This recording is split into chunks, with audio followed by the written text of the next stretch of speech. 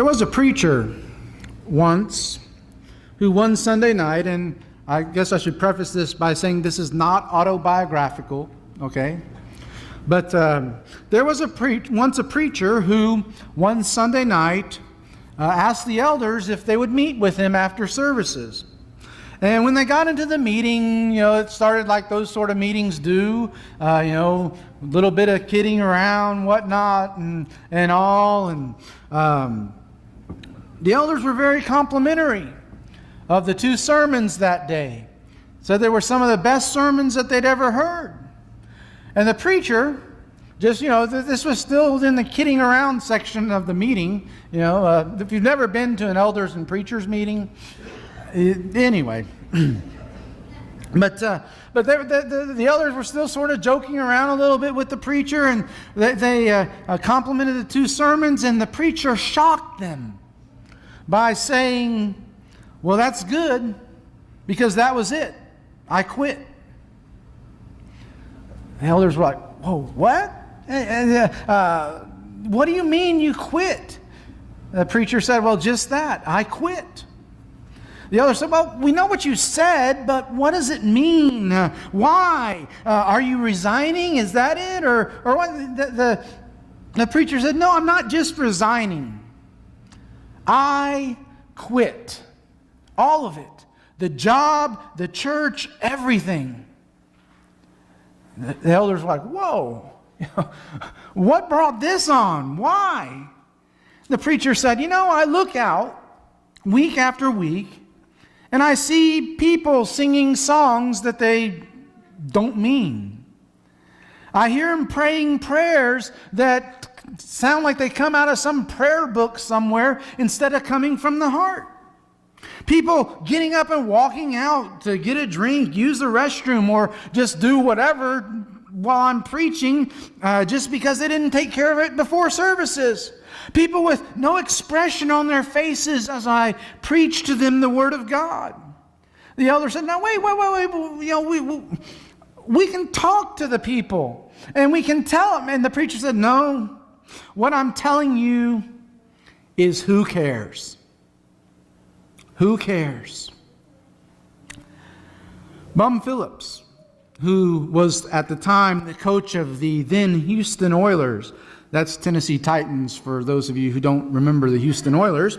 But Bum Phillips, when he was coach of the Houston Oilers, once made the comment, there are two kinds of coaches in the NFL. Them that have been fired and them that are going to be fired. That applies, though, to more than just football coaches. If, there are two kinds of people in the world today. Those that have been hurt and those that are going to be hurt. And we're all in either one or even both of those categories.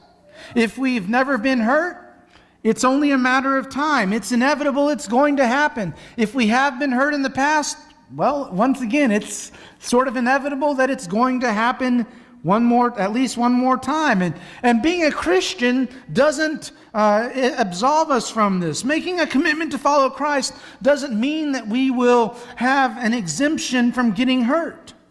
If you would open up your Bibles to Luke chapter 13. Luke chapter 13. The good news that I have for you tonight is that Jesus cares for hurting people. And Jesus cares for those people who will be hurting.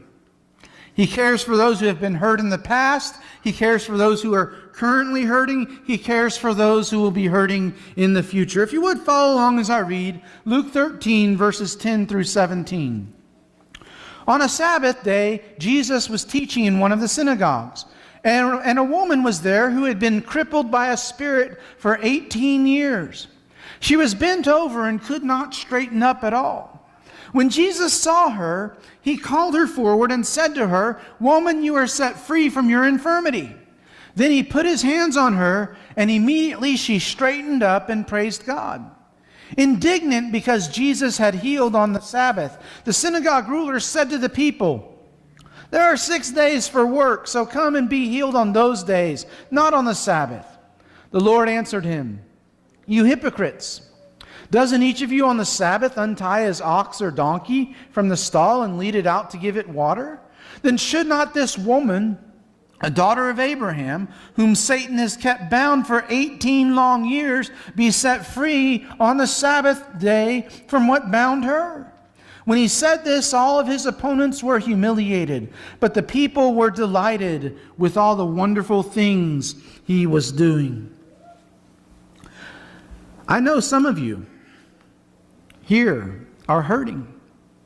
Relationships have gone bad, physical ailments, perhaps financial hardships, spiritual darkness, the loss of a loved one. Many of us come with hurts and pains that we keep locked up inside of us. And we're unwilling to share them with anyone. And even in some cases, we're unwilling to even share them with God. And still others come completely unaware of the hurt that is just around the corner, waiting around the bend. A day, a week, a month, a year into the future. It's going to happen. You'll be blindsided by it, and you'll be searching for hope. You'll be traveling on the mountaintop of contentment, and everything is just rosy for you, and all of a sudden somebody pulls the rug out from under you, and you fall smack down into the valley of hurt. To rephrase Bum Phillips, there are two types of people in this church: them that are hurting and them that are going to be hurting. This story, though, about the crippled woman is a story for all of us. All of us need it, because in it we see that Jesus cares for hurting people, even if they don't know that they are hurting. Let's look first at the woman. Jesus cared for the hurting woman. Notice Jesus is teaching on the Sabbath day. Nothing wrong with that. Nothing, no comments about it. No earth-shattering revelation.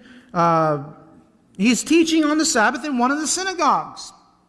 Now, many times when Bible writers tell us that Jesus was teaching, they tell us what he was teaching. I mean, that's just nice, isn't it? That's just common courtesy. If they're going to tell us Jesus was teaching, they're going to say, and here's what he was teaching. Well, Luke doesn't give us that courtesy here.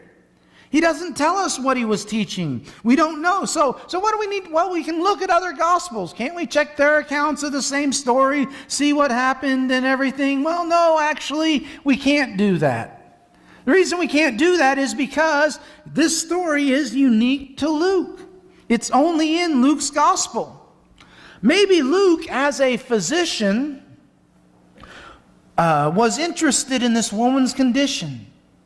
Maybe Luke, because he was a physician, was interested in this woman because she had been suffering for 18 years. And in those 18 years, she had been treated by all the medical science in all likelihood that they had, and yet she was not able to be made better. Maybe that's why he doesn't tell about Jesus' sermon on this occasion, is because he wants to skip to the end, we might say. He wants to skip ahead, and he wants to get to the application part, to the excitement. And the excitement, maybe to Luke, wasn't that Jesus was teaching on the Sabbath, because he taught on many Sabbaths. He taught in many synagogues. Maybe Luke was more interested in the fact that Jesus is healing on the Sabbath. The woman had been crippled by a spirit for 18 years. It's longer than some of you have been alive, isn't it?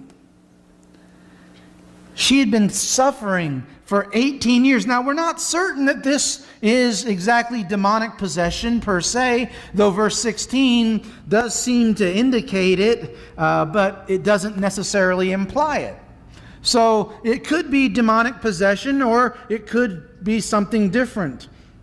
But it could be very similar perhaps to Paul's thorn in the flesh, that messenger of Satan sent to torment him, 2 Corinthians 12, verse 7. So while we're not certain what was the cause exactly of this, her being crippled for 18 years? What we are certain of is that everything bad in the world can be attributed to Satan. You know, I get so frustrated with people who say, well, if God is so good, why is there so much evil in the world? Well, God's not responsible for the evil in the world. Satan is. Okay? So, quit trying to blame God for what Satan does. I'm certain that she had tried to get well, but couldn't. Thus, they attributed it to something not physical.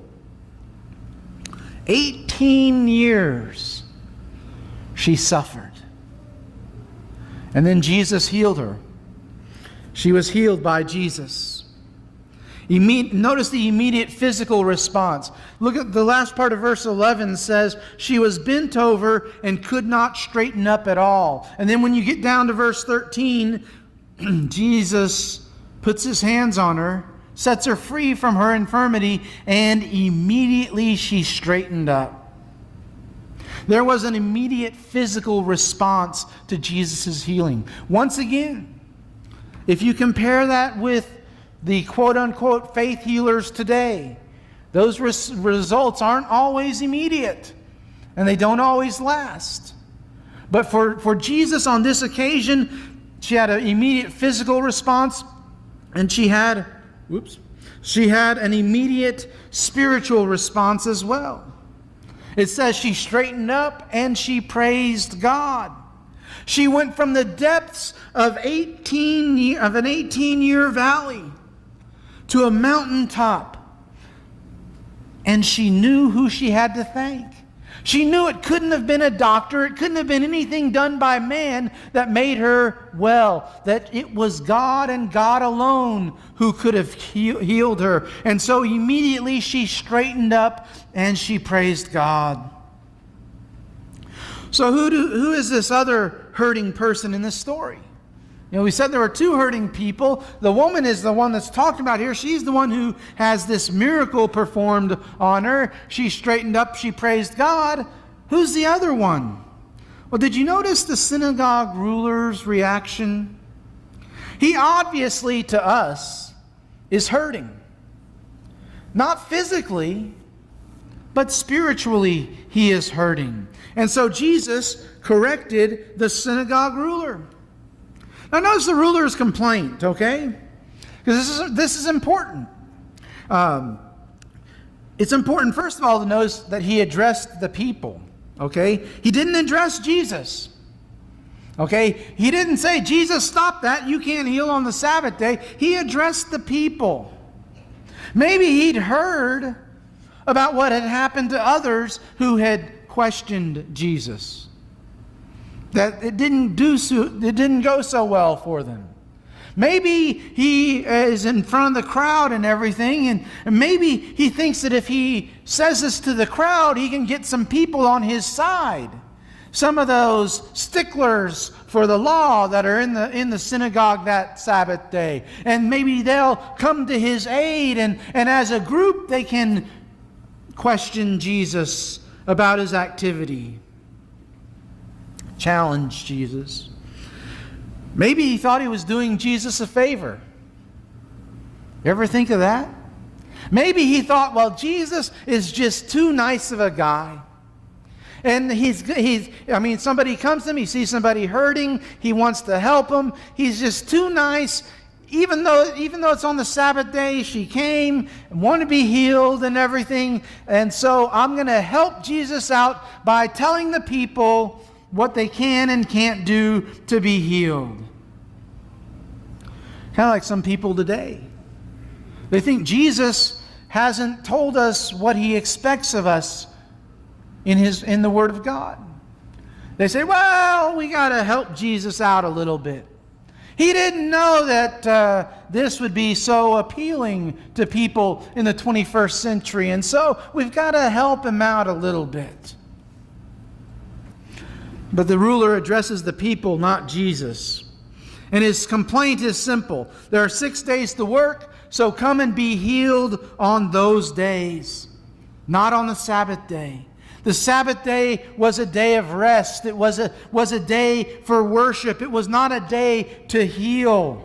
And it's based on Exodus 20, verses 8 through 10. Exodus 20, verses 8 through 10, part of the Ten Commandments, okay?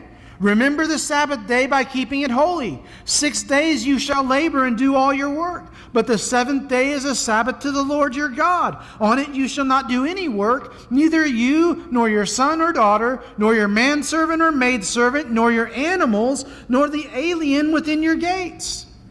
God is very specific here.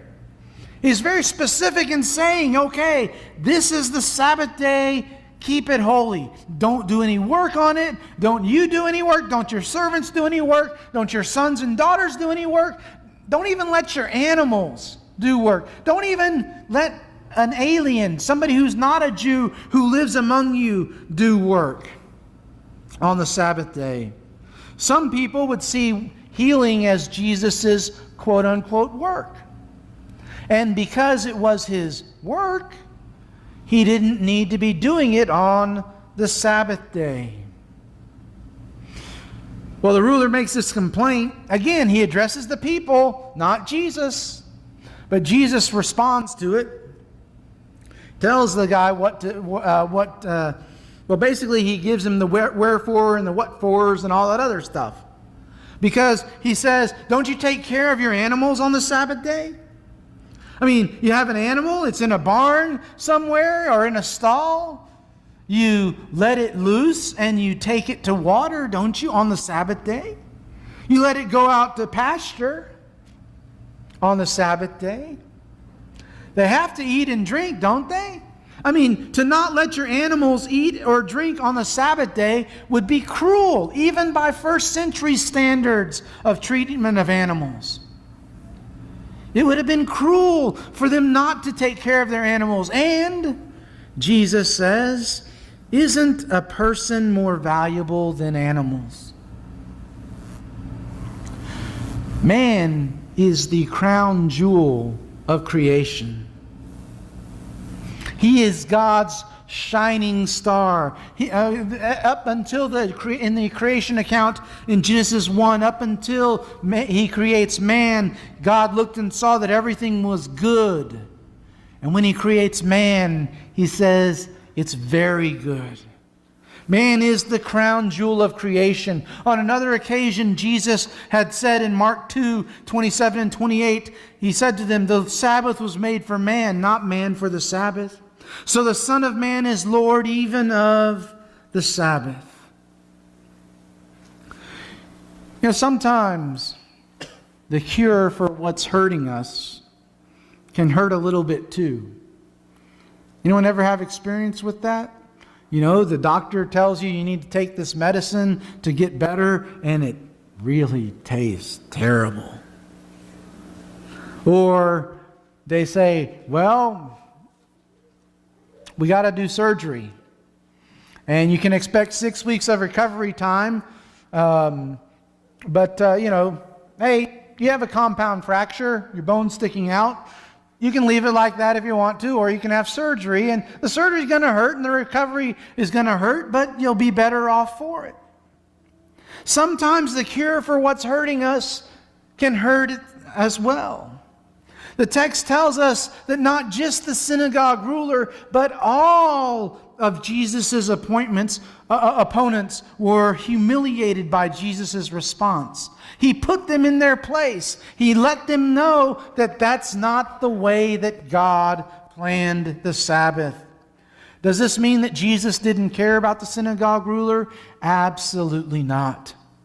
He did care about the ruler. He cared so much about the ruler that he had to correct him and answer his complaint. The ruler apparently, though, doesn't take his medicine very well. And he never makes it out of that valley of hurt. Probably because he didn't see himself in a valley of hurt. I mean, if you don't see yourself in a valley, you're not going to try and get out of that valley. The difference is that the woman accepted Jesus taking away what was hurting her. But the ruler did not. Pain and suffering is not God's will. Let me say that again. Pain and suffering is not God's will. God never intended on pain and suffering entering the world. God created us to live in the perfect Garden of Eden, where there was no pain and there was no suffering. But once sin entered the world, and we all know whose fault that was, ours, mankind's fault. Once sin entered the world, pain and suffering were sure to follow. Do you remember the question that preacher asked those elders? Who cares? That was his question to them. Well, one of the elders was a very successful businessman. He had traveled all over the world. He had been to every country you can name and some that you can't name. He had been everywhere. And he replied to the preacher, I've been to churches all over this country, indeed all over the world.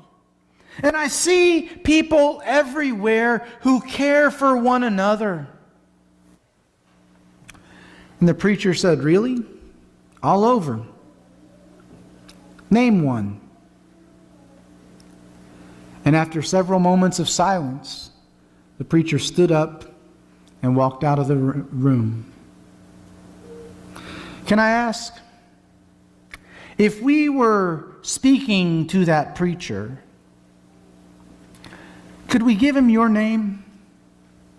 Could we say that you care about hurting people? Could we tell him that you care for people who are going through trials and tribulations? Could we tell him that you care? You see, there is no question at all, that the cliche almost is true, that people don't care how much you know until they know how much you care. So that's why there are people that you can reach out to, people that you can share the gospel with, that they wouldn't even listen to me. They wouldn't listen to me because I'm a preacher. And preachers are just interested in what you put in the collection plate because that's where their salary comes from. And the more people, the more the offering, the more the salary. It's not true in my case. I can't speak for all preachers. But that's what people see. But if you have a friend and you care about that friend, wouldn't you want to help them? Wouldn't you want to help them know about Jesus? Let me put it another way. If you had a friend and you live right next door to that friend, and you woke up one night and something's burning, and you looked out your window at your friend's house and you saw that your friend's house was on fire, wouldn't you care enough about your friend to go and warn them that their house was on fire? Wouldn't you care enough about your friend to want to save their life? My friend, do you care enough about your friend to save their soul? Do you care enough about your friend? Do you care? Jesus cares. Jesus cares so much for your friend that he died for your friend. Will you live for Jesus? If we can help you in some way through a public response to make things right between you and God, won't you let us know by coming to the front as we stand and sing?